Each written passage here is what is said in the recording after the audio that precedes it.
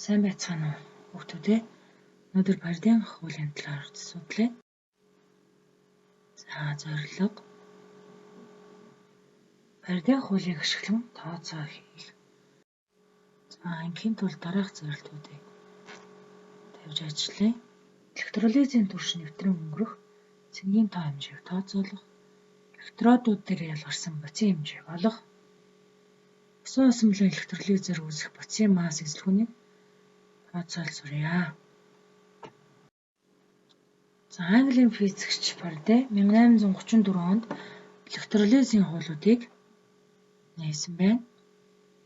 За нэгдүгээр хууль катодоор ангиж ирсэн ба анодоор эзэлсэн боцын масс нь электролитийн дундуур нэвтрэн өнгөрсөн цахилгааны тоо хэмжээтэй шууд хамааралтай байна.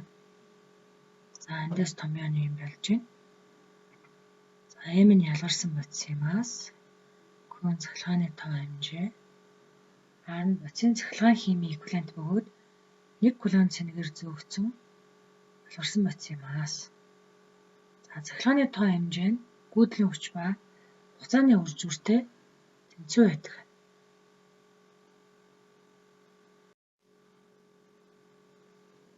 За Фарадейн 2 дугаар хууль янз бүрийн электролит дундуур ижил хэмжээтэй цахилгаан өгүүлэл нэвтрүүлэхэд электродууд дээр ялгарах боцын масс нь тэдгээрийн бодисуудын химийн эквивалентэд шууд хамааралтай.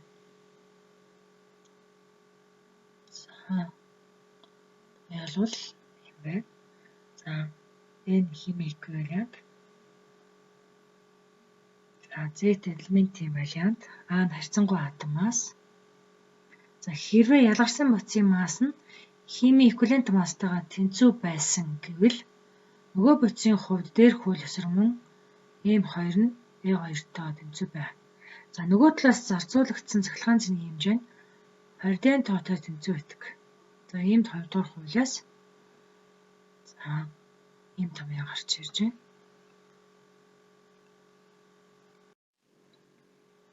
Эндээс 2 ба 4 дугаар тэгштэглийг 1 дугаар тэгштэгэлд орлуулбал Фарадейн хуулиудын нэгдсэн тэгштгэл нь за ийм болно.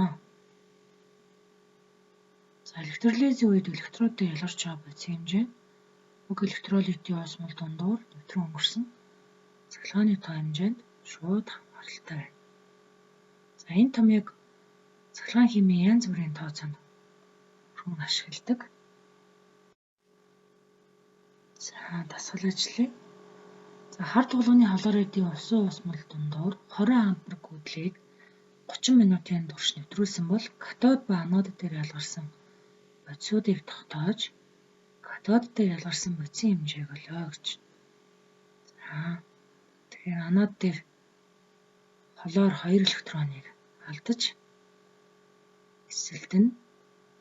За катод дээр хар дугалганы 2 нэмэх юм электроныг нэгдүүлж ангижрах процесс явагдах нэ. За катод дээр ялгарсан хар дугалганы хэмжээг олвол за 30 минутаа секундд шилжүүлсэн байна. За эквивалентыг олохдоо атом массыг валент хуваадаг байгаа. Тэгэхээр хар дугалганы атом масс 207-г 2 гэсэн валент хувааж өгсөн. За тэгэхээр 103.5 гарсан байна. За тэгэд нэгэ томьёонд орлуулбал 38.5 грамм гарч байна. Дасгал 2 эсэлтийн ерөнхий шалгалтын 2008 оны А хөлбөрийн 2-ын 3 дугаар бодлого. За калий хлоридын 10% 262 г масстай осмол дундуур 18 ампер гүйдлийг 1 цагийн турш нэвтрүүлээд электролизийг зогсоожээ. За дараах мэдээллийг ашиглан даалгаврыг үүсгэнэ үү. За нөхцөлтөнд калий хлорид, хлор, ус дөрвөгч калий гидроксидуудын волюмаас эквивалент массууд өгөгдсөн байна. За ингээд даалгаврыг үүсгэх. За электролизэд зарцуулсан цэнгийн хэмжээг килокулоноор илэрхийлнэ үү гэсэн. За тэгэхээр бид домен дээрээ орлуулад ингээд 64.8 килокулом болж. За тэгэхээр АБ нь 65 гэж хариулт явуулсан байна. За дараагийн хэрэггүүдийн гарц 90 бол анод дээр ялгарсан хлорийн массыг олно гэж. За тэгэхээр эндээс за домен дээрээ тэгээд орлуулад 23.8 г. За харуулын гарц 90% гэсэн учраас тооцоог хийгээд 21.4 г хлор гараа авсан байна. За тэгээд хариултын утсан дээр 21 гэж өгөх нь тийм ээ. За дараагийн даалгавар үүссэн усмлын массыг олно. За анхны усмалд агуулгадах калий хлорид хэмжээг олвол за 26.2 г калий хлорид гарна. За эндээс электролизийн тэгштгэл өрчүүл за ийм байдалтай болох нь за калий хлоридын масс за калиум гидроксидын масс за эндээс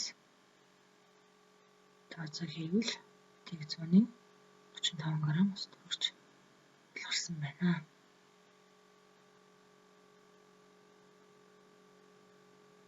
Харуулын гарц 90% учраас за тооцоо хийгээд 315 г ус төрж ялгарсан. За үүссэн усмлын массыг олохын тулд анод ба катод дээр ялгарсан хий массыг олж нийт усмлын массаас хасна. За ингээд хасахаараа 240,285 г уусмал үүссэн байна. За үүнийг хариултын утсанд тэмдэглэхдээ E дээр 2, F дээр 4, G дээр 1 гэж бүлэгнэ. Дараагийн даалгавар хэрэв үүссэн усмлын нягт нь 1.2 г/л бол уусмал дахь калиум гидроксидын нормал концентрацийг олно. За эндээс электролизер үүссэн калиум гидроксидын хэмжээг бол за ийм гарна. За харуулын гарц 90 учраас за калиум гидроксидын масс 3384 г байна. Үүссэн усмлын эзлэхүүнийг олвол 200 мл хана. За эндээс эзлэхүүнийг усмлын массыг нэгтэд хуваачилсан байна. За нормал концентрацийг олохдоо мэдээж калиум гидроксидын эквивалентийг олоод орлуулсан байна. За орлуулад 302 нормал. Буюу та хариултын утсанд бөглөхдөө ааш нь 3 гэж бүлэгнэ. За өнөөдрийн дасгалыг ажиллаад сайн ажиглаж судлаад гэрийн даалгаварт 2008 оны BCD хөлбөрийн 23-ыг ажиллаарай. Анхаарал тавьсанд баярлалаа хүүхдүүдээ.